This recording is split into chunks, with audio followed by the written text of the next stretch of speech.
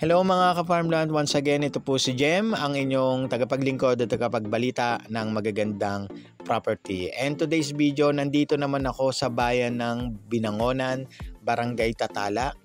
At of course nakita nyo may linya ng kuryente at may linya ng tubig at dito magi-start yung property. Maya-maya lalakarin ko po ito para mabilang ko kung ilan yung frontage po nito.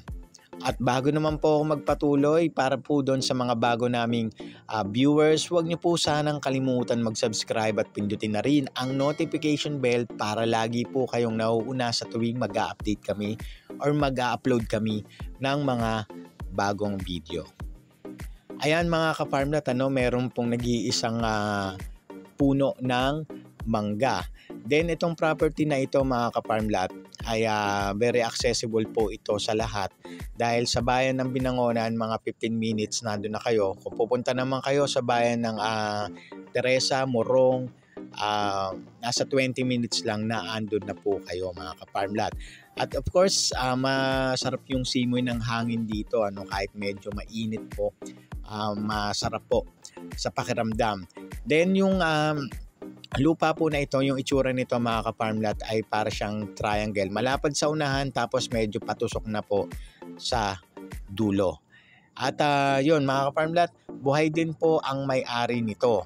At ang total area naman nito ay nasa 2,800 square meters. Tamang-tama po ito sa mga gusto ng maliliit na sukat ng lupa. Ulitin ko lang po, buhay ang may-ari. Ang sukat po nito ay 2,800 square meters. Of course, titulado po ito mga ka-farmlat.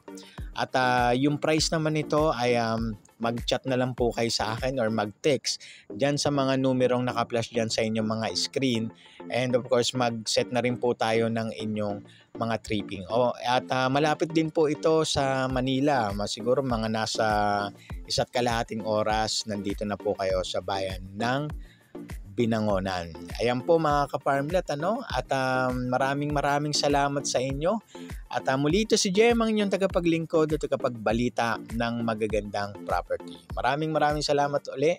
Have a nice day po.